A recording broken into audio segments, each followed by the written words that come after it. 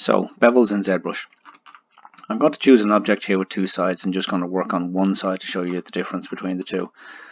If I were to crease using a crease tolerance of 30, this object will get creases along all of our edges here, which might be what you'd often go for when trying to do a bevel.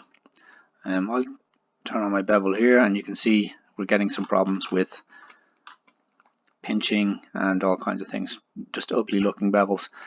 So I'm just going to undo that, and this time, if you note, rather than if I put some bevels in areas where this problem is occurring, the next time I bevel you see that we clean up some of those edges here. So for example, if there's a problem here, I can crease this angle here and just bevel that around, and where it meets another bevel it tends to be nice and clean.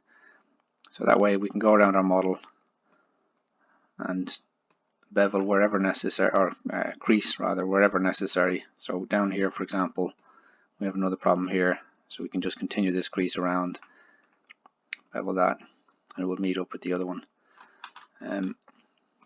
So doing that on one side, for example, we can continue over here, bevel. If we were to compare that now to the other side, you'll see that we get much more consistent results that look much nicer. Hope this helps. Don't forget to subscribe if you find these tips useful. Bye.